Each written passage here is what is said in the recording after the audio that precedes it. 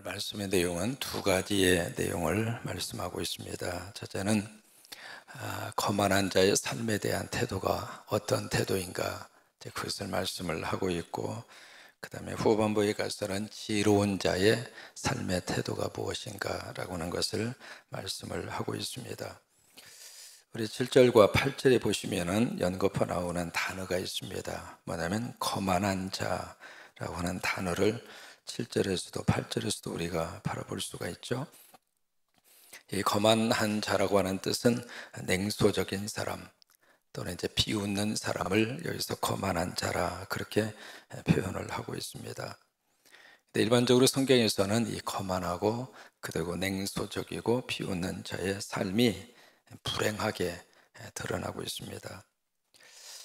왜 그럴까? 그 이유를 여기 7절에서 설명을 하고 있습니다. 뭐냐면 거만한 자를 징계하는 자는 도리어 능욕을 받고 악인을 책망하는 자는 도리어 흠이 잡히느니라. 또 8절에서는 거만한 자를 책망하지 말라. 그가 너를 미워할까 두려우니라. 지혜 있는 자를 책망하라. 그가 너를 사랑하리라. 이 거만한 자들이 왜 불행하게 되는가? 그 이유를 설명을 하고 있죠. 뭐냐면 자기를 책망하는 자를 용납하지 않습니다. 사람이 살다 보면은 책망받을 일이 있잖아요. 이 세상에 책망받을 것이 없을 정도로 완벽하게 사는 사람이 있을까요?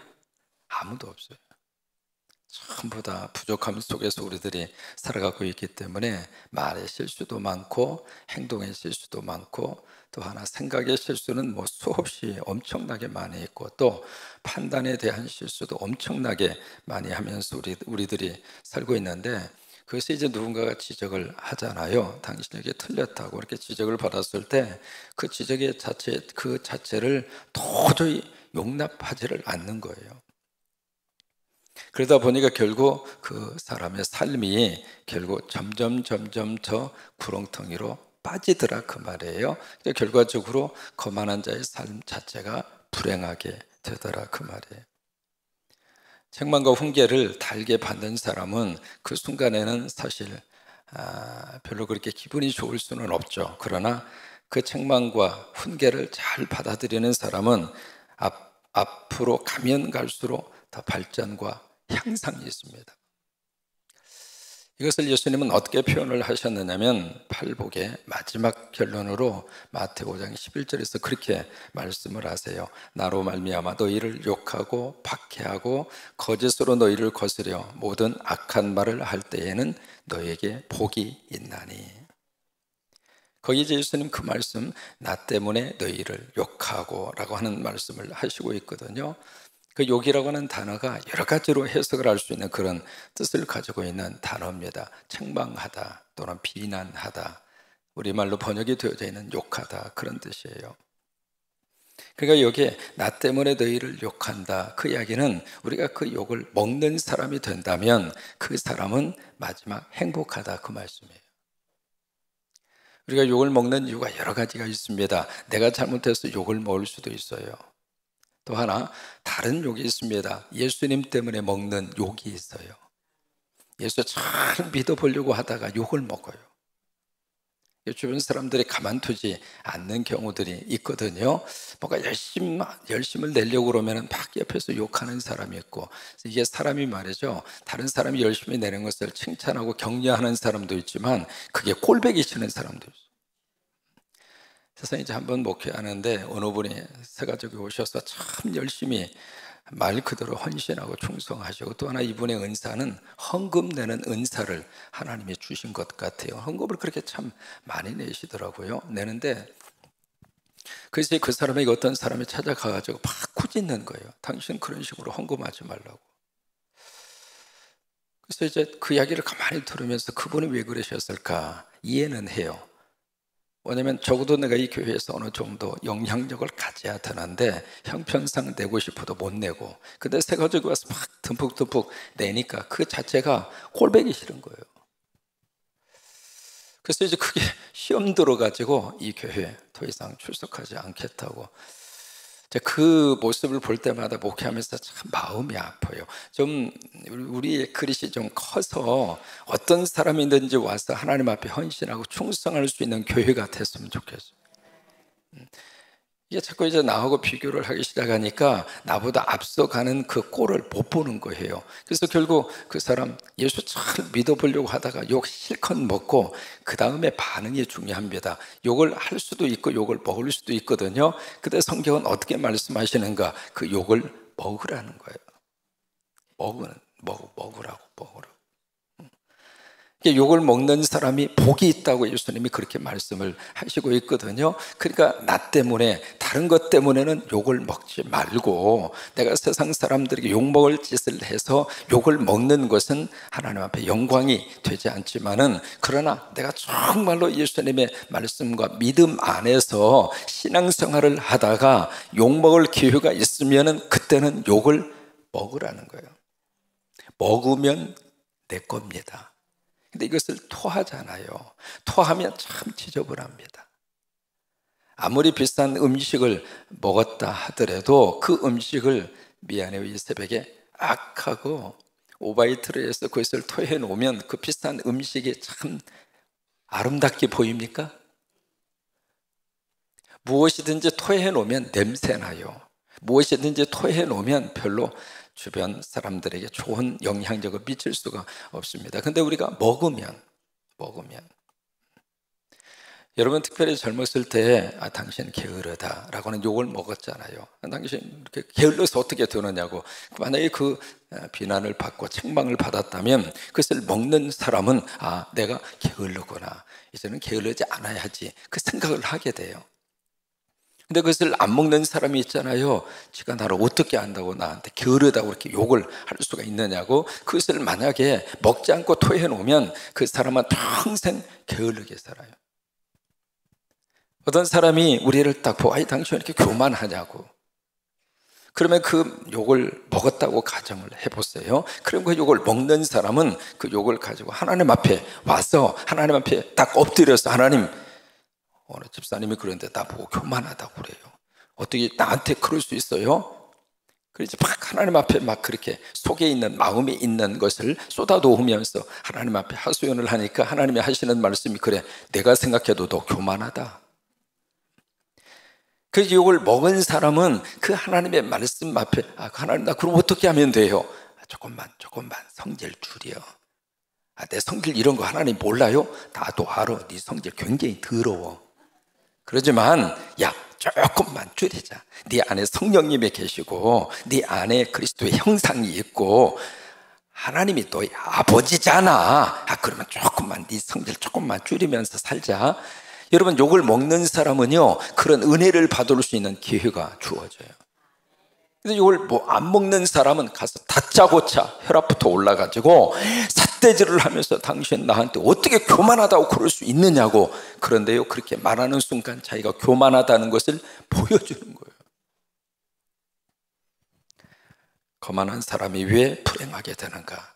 자기를 향하여 지적하는 그 지적을 받아들이지를 못하니까 불행한 거예요. 근데 그것을 받아들이는 사람은 그것 때문에 더 발전되고 그것 때문에 더 하나님의 은혜를 받을 수 있고. 그래서 욕을 먹는 사람은 또다시 욕을 안 먹습니다. 한번 욕을 먹었잖아요. 내가 그것을 먹었어. 먹은 사람은 더 이상 그 욕을 먹을 수 있는 가능성이 줄어들어요. 근데 욕을 안 먹는 사람은 계속 욕 먹어요. 그 때문에. 그래서 예수님이 그래서 그 말씀을 우리에게 해주시고 있는 거예요. 나로 말미암아 욕을 먹는 사람이 복이 있다. 한번 해보실까요? 예수님 때문에 욕 먹는 사람이 복이 있습니다. 여러분, 욕 잡수시기를 바랍니다. 누가 욕을 하면 욕 자꾸 이렇게 내뱉지 마시고 그 욕을 잡수셔서 그 욕 먹는 것 때문에 더 하나님의 은혜를 받는 여러분이 될 수 있게 되기를 축복합니다.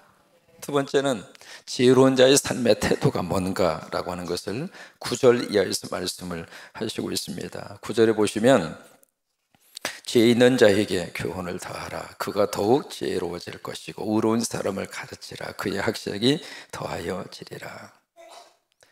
지혜 있는 사람에게 지혜를 자꾸 이야기하니까 지혜가 점점 더 쌓여지더라 그 말이에요. 지혜가 점점 더해지더라 그 말이에요. 이것이 마태 13장 12절의 말씀입니다. 거기 보시면은 무릇 있는 자는 받아서 넉넉하게 될 것이고 없는 자는 그 있는 것까지도 빼앗기리라. 그래서 믿음이 있는 사람에게 믿음이 더해져요. 은혜가 있는 사람에게 은혜가 더해져요. 성령이 있는 사람에게 성령이 더해져요. 근데 반대의 경우도 있습니다. 저주가 있는 사람에게 저주가 더 붙어요. 그래서 이것이 끼리끼리예요. 유유상종이라 그런 이야기를 하잖아요. 이게요, 땡기는 속성이 있어요. 그래서 내 안에 성령의 은혜가 충만하면 성령님에 자꾸 땡겨지는 거예요. 그래서 이게 신앙생활하는 것도 끼리끼리 모입니다. 열심히 기도하는 사람은 기도하는 사람끼리 모여요. 마치 자석의 원리하고 똑같습니다. 왜? 영이 통하니까.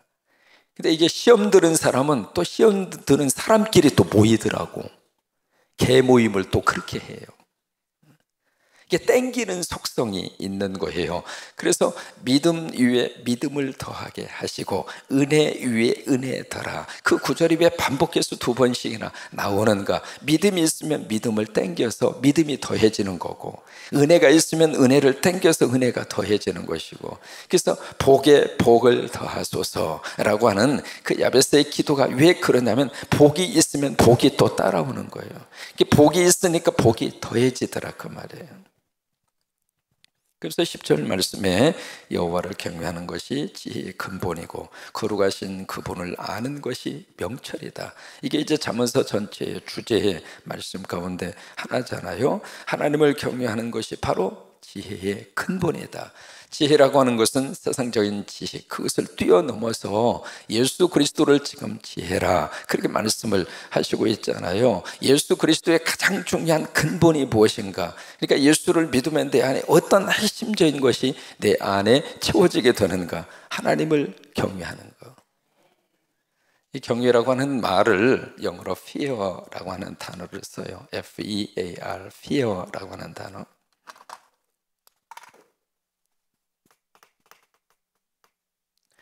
이것을 이제 경외라고 하는 말을 일반적으로 번역을 하거든요. 근데 fear라고 하는 이 단어의 뜻이 두려움이라고 하는 뜻이거든요. 두려움. 그 미국 이제 텔레비 프로 중에 이 단어를 걸고 나오는 프로그램이 있어요. fear라고 하는 프로그램. 뭐냐면 사람들이 이제 출전을 해서 그 앞에 쟁반에 이렇게 뭔가를 갖다 놓고 뚜껑을 이렇게 덮어놨어요.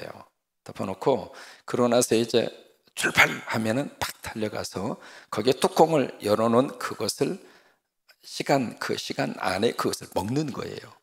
그것이 이제 Fear and Fear라고 하는 프로그램이에요. 한국말로 번역하면 두려움과 두려움이라고 하는 그런 프로그램이거든요.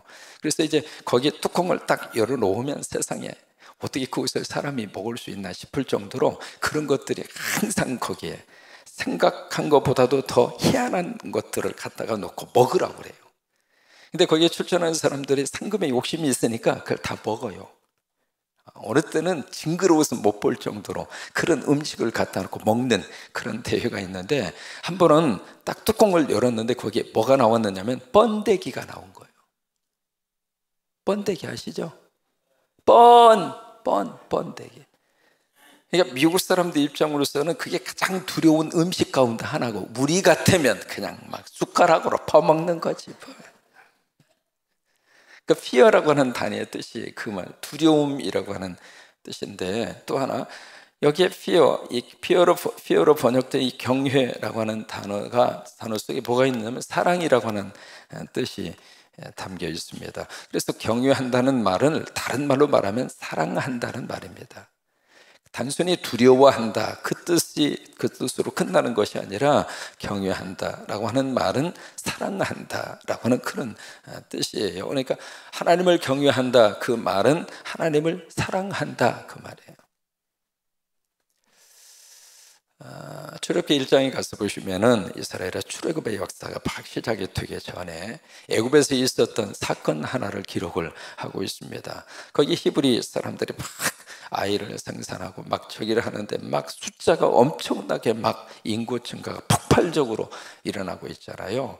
그래서 이제 애굽의 바로 왕이 이거 안 되겠다, 우리가 저들한테 치이겠다 생각을 하고 인구 억제 정책을 쓰는데, 끔찍할 인구 억제 정책을 쓰잖아요. 그래서 남자아이가 태어나면은 나일강에다가 집어 던져버려라.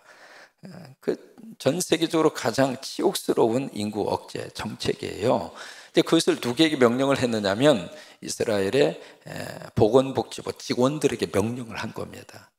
그 직원 중에 두 사람의 이름이 기록이 돼요. 누구냐면 시프와하고 부아라고 하는 두 사람의 히브리 3파의 이름이 출애굽기 1장에 기록이 되어 있습니다. 그래서 그 명령을 받고 이제 그 명령을 이행을 해야 되는데, 세상에 이 히브리 3파들이 거기에 후반부에 두 구절 아주 인상적으로 나오는 구절이 있습니다. 뭐냐면 하나님을 경외하였으므로, 하나님을 경외하였으므로, 이게 두 번 나옵니다.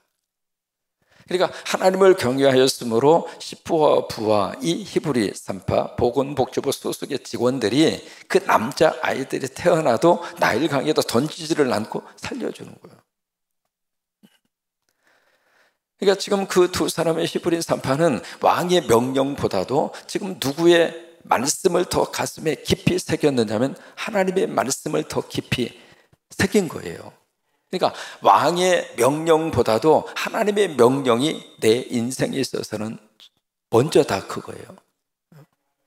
나는 왕이 말씀하시는 것보다도 하나님의 말씀이 우리들에게 있어서는 더 생명이다, 그거죠.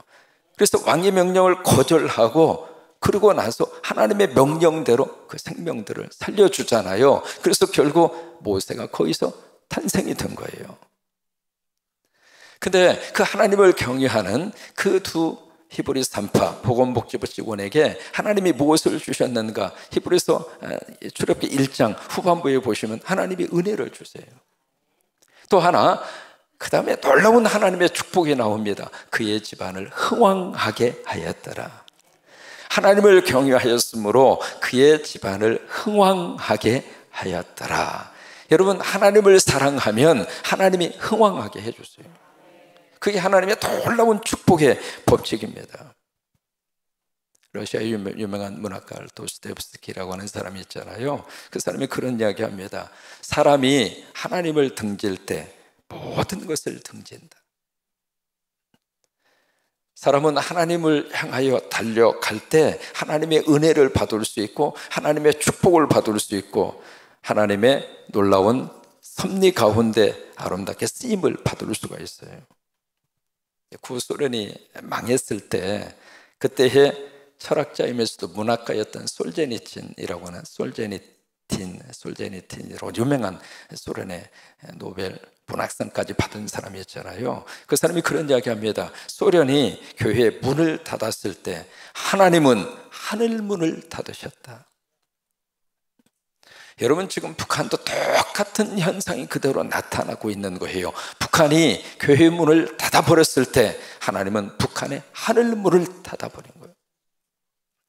이게 하늘이 열려져야 하루를 살고 하늘이 열려져야 이 땅에서의 삶을 살아갈 수 있고 하늘이 열려져야 인생이 잘 되는데 하늘이 다 막혀버리면 그걸로 끝나는 거예요. 어제 우리 노회 부노회장님 역할을 하셨던 장로님들하고 잠깐 만나서 이렇게 식사를 하고 대화를 하는데 어느 장로님이 이제 농사를 지으시더라고요.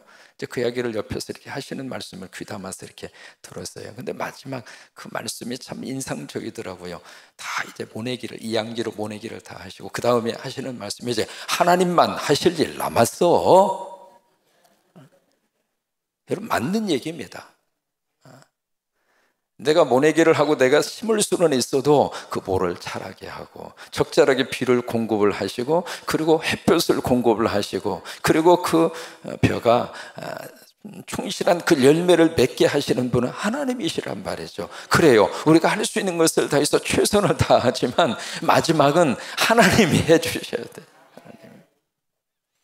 그러니까 하늘문이 닫혀지면 안 돼요. 그런데 어느 때 우리가 하늘문이 열려질 수 있을까? 하나님을 경외할 때, 하나님을 두려워서 섬기는 것이 아니라, 하나님이 섬기지 않으면 하나님이 우리를 막 호되게 막 책망하고 벌을 줄 것 같아서 경외하고, 그런 것이 아니라 그냥 하나님이 좋아서, 하나님을 사랑해서, 그게 이 경외라고 하는 말이 가지고 있는 귀한 의미 가운데 하나입니다. 우리가 하나님을 사랑한다, 하나님을 경외한다는 것이 어떤 의미를 가지고 있을까? 첫째, 하나님의 살아계심을 믿는 것이 하나님을 경외하는 거예요.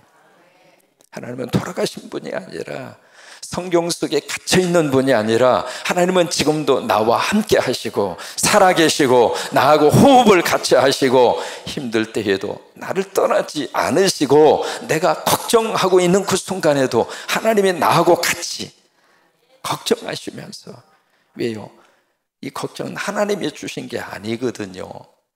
죄를 범해서 마귀와 사탄이 가져다 주므로, 그 때문에 너무 힘들어하는, 그 때문에 하나님이 안타까워하는 마음으로 우리 곁을 떠나지 아니하시고, 그 하나님이 살아계신다고 하는 사실을 믿는 것이 하나님을 사랑하고 하나님을 경외하는 거예요.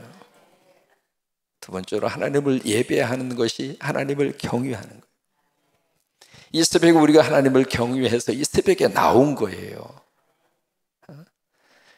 그러니까 하나님 앞에 나와서 예배하는 순간에는 우리가 하나님을 정말로 마음속으로 하나님 앞에 경외하는 거예요. 하나님을 사랑하는 거예요. 하나님을 사랑하는 모습이 바로 예배로 나타나고 있는 거예요. 그리고 세 번째로, 하나님을 경외한다고 하는 것은 하나님의 말씀을 순종하고 사는 것이 하나님을 경외하고 하나님을 사랑하는 거예요.